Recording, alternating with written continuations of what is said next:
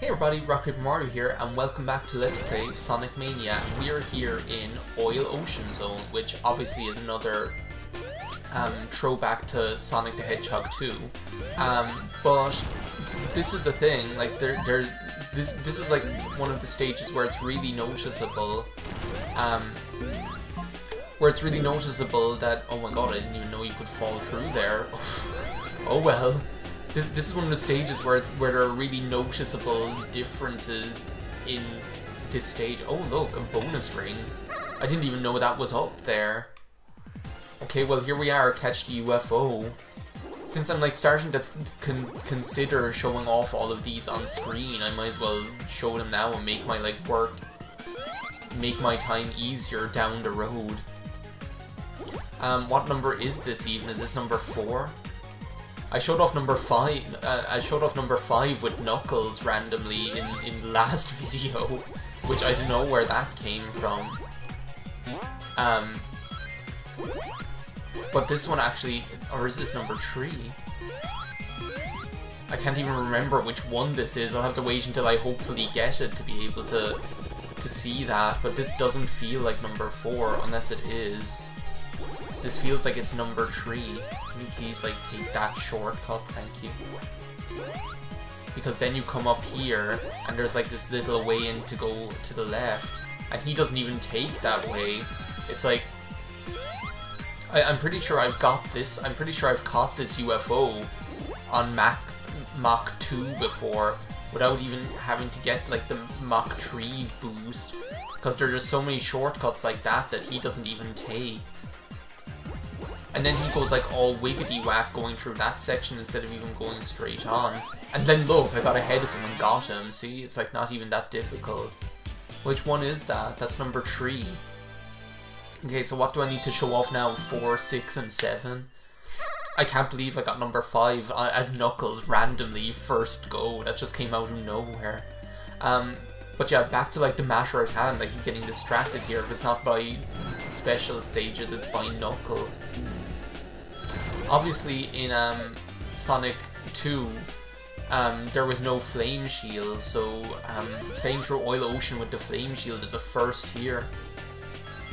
And I think it's like a really cool touch how they made it so like the flame shield sets like the oil on fire. Like you can just like set all the oil on fire, and then like just like watch this, and you're just like sliding around in it. But because you have the flame shield, it doesn't even hurt you. And I just think it's such a cool touch. And that's what I mean by like, okay, what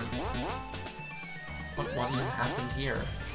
Oh, and that's what I mean by, okay, well, I know there are a lot of like throwbacks in this, and most of the stages are ones that we've seen already before, but at the same time, I think that there's enough kind of like new material or enough kind of like new reimaginings and things like that to make it all worthwhile, or to make it like to make it seem like it's still fresh, that okay, well, this is something I've seen before but I'm seeing it in a new way, or that kind of way. That being said, I do think that I do think if they did another Sonic Mania and just did that again where they included like where they just included previous stages and things like that, I don't think I would be as into it. Oh my god, that was like the oldest trick in the book is what that was. That kind of way, because I just think you can actually like get in like ridiculous hits on this guy first before he even tries to hit you. Look, I killed him before he even got to show off what he does. What he does then is he goes into the background and turns a gear, and then like these things go flying up into the air, and if you're not standing on one of these two ones in the middle, then you go flying up into spikes. That's what happens. But we absolutely decimated the poor boss. So like seriously, he's just some guy trying to earn an honest living. In this oil ocean for Dr. Robotnik. We just head in here and just massacre him. Seriously. But yeah, this is like Oil Ocean Act 2. And this is what I mean by when I say, oh, you'll start seeing like there are certain stages where you see like elements of other, where they are one stage, but you'll see like elements from a different one. Like in this stage, it's very clearly like Oil Ocean, but it has like Joe, that pyramid stage in Sonic 3 and Knuckles with the where if you don't like keep turning on the lights, then the ghosts come and start like leeching your rings away and stuff like that. Well, that's what you have here as well, because you have like these little you have like this smog or gas or smoke or whatever that's billowing out there in the background. And if you don't keep like pulling those levers to clear it, well, then it'll start doing exactly that. It'll start like leeching your rings away, which, as I say, is really cool, because it's like okay, we're in Oil Ocean, but we've got this like really key gimmick from a completely different stage, which I just think is a really, I must say, it's just a really cool touch. Like, I love that, and it really keeps things fresh, and it really, as I say, it makes it so, okay, it is Oil Ocean, but it's Oil Ocean with a twist, if you know what I mean. Oh no, I lost my shield. Oh well. The flame shield actually is just so much fun to have in this, and actually if you can have the flame shield in this stage, it can actually make your life a whole lot easier as well when it comes to the boss. But we'll get, the boss is like another thing we'll get to. That boss is actually the one that I always would have, like the boss of this stage of Oil Ocean Act 2 is actually the boss that I was talking about when I was like, oh, it's the most challenging one in the game, because I really do, like, it is the one that I had like the most trouble with. Sorry, I was seriously thought that I was going to like go face first into that spiky thing. But it is like the one that I had the most trouble with when I played through the game first. Now this is another really cool aspect, like going into these like submarines that are in the Oil Ocean, and you just have this cool like change of pace. It's like in Flying Battery Act 2 when you have like the portions where you get to go outside and stuff like that, and it just feels really different. Like, I just think that's such a cool little as I say, a cool little change of pace that keeps things moving, if you know what I mean. But yeah, like the boss of this, like you'll see it, I hope I don't do too badly, because it's one that I don't have like the best track record with. I completely killed him with Knuckles, that was crazy, but with Knuckles you see you have like the gliding mechanic that can actually make a lot of bosses a way easier. Like, there's ways to completely trick them out. I don't know, like, and then when I did my Tails playthrough, which I actually just finished yesterday, I didn't really have that much issue with him either. I'm not going to get that thing because I actually don't really like that power-up, especially like not for when we're coming up to the boss right now.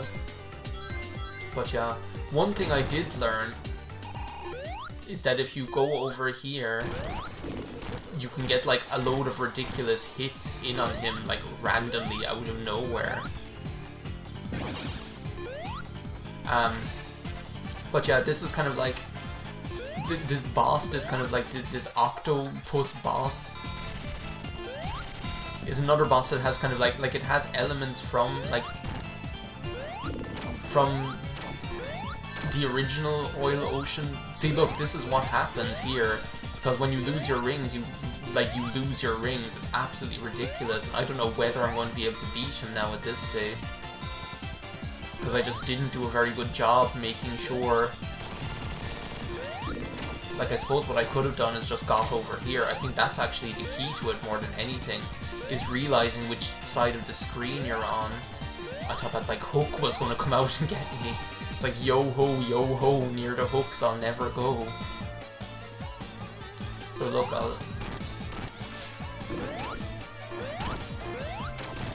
no, see, like that got me right there.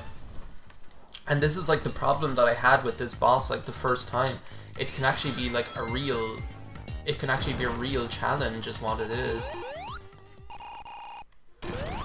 But as I say, like, getting, like, in 4 hits on him at the very beginning like that is nothing to be sneezed at.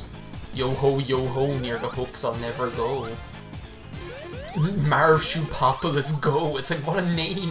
Like, what does it even mean? I will never get over that. See, look, don't... I actually think maybe at this stage... Okay, the hook... I have no rings again. Can we just, like, reevaluate this situation? Like, I think this is another example of a boss where my, like, gung-ho strategy just doesn't do me any favors. It's like, well, I wasn't trying to hit him, but in hitting him, I hit myself. It's like you bite the fry bites back. Do you know what? I'm actually gonna go and lose my rings to that seahorse is what I'm going to do. No, that is not what I wanted to do at all. Okay, let's try this again. See, this is what I mean when I say, like... This is what I mean when I say, like, this is actually the more... This is actually one of the... Fuck, jeez, like... This is what I mean when I say this is actually the more challenge... Like, I think this is the hardest boss in the game. For me, it is anyway. You can just buzz off, stupid... Stupid seahorse, like, of all the things to get me.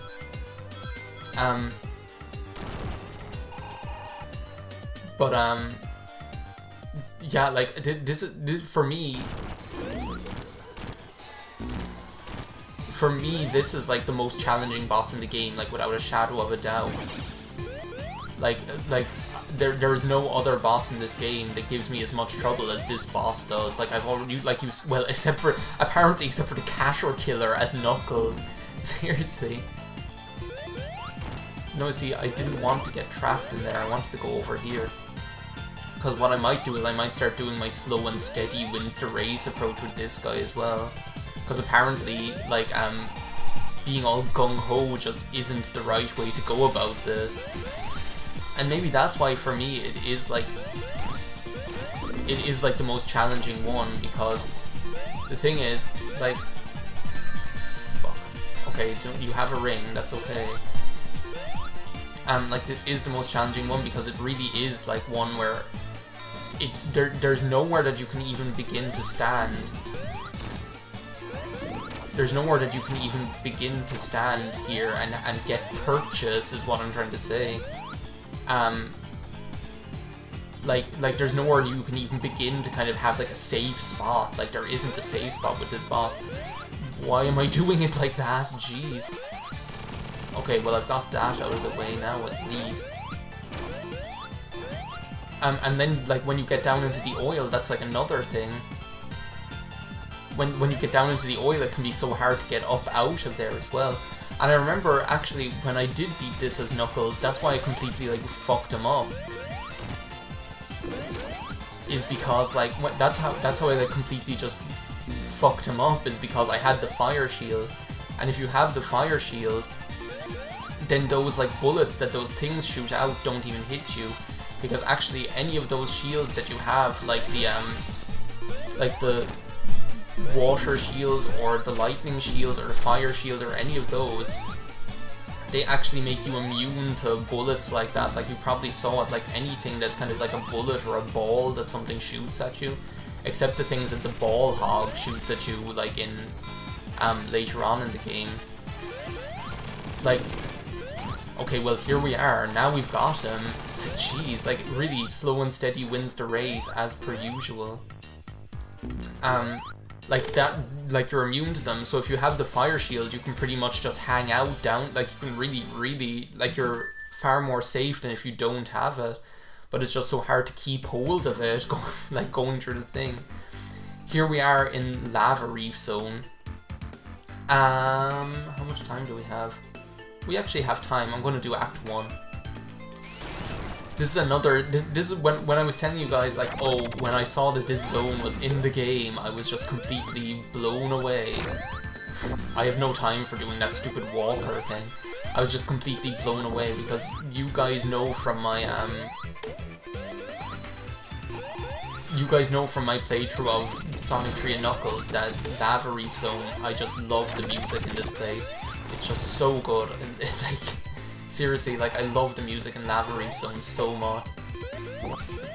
And Laverys Zone is actually another level where what I'm going to be doing is showing off actually Act 2 this time with Knuckles, because Laverys Zone Act 2 actually has a different boss with Knuckles. Like, the level itself is pretty much the same, but the boss is different, and I have no idea why they did it like this, but they're like, I remember playing it as when I was playing through as Knuckles, all of a sudden it was like, oh well, now you're fighting this guy, you're not fighting the regular boss you fought as Sonic, and I was like, wait, what is going on here? Because I didn't know that was actually the way it was supposed to be. I thought that there was like an alternative path that you could take or something like that. That there was like an alternative path that you could take that leads you to that boss instead of the regular one. I should have trusted the game. Whoa, okay, that's bad. However, I'm gonna get that now. Maybe if I go off screen, it'll be back. Yes. But no, it's just like when you play through as Knuckles, there's like you just fight a different boss just for the fun of it.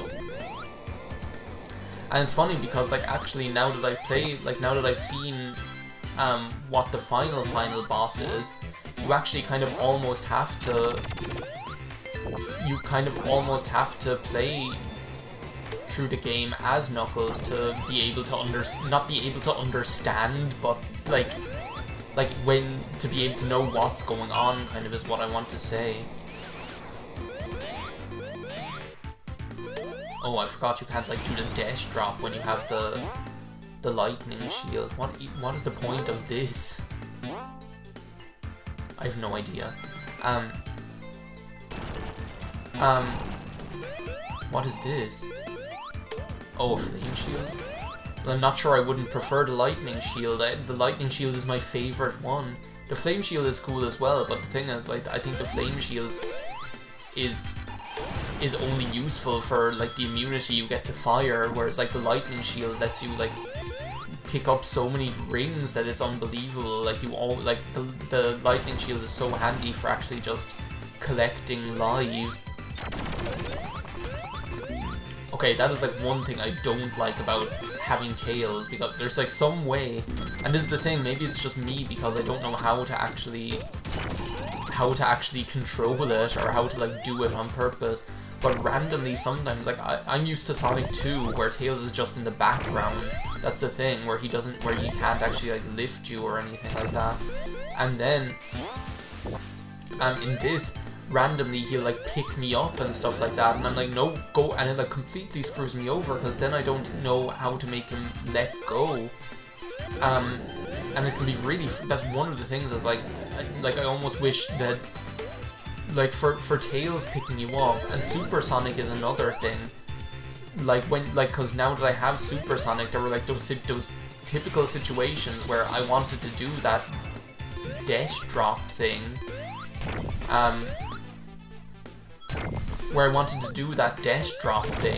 but or I wanted to fly when I was playing with Tails, and then because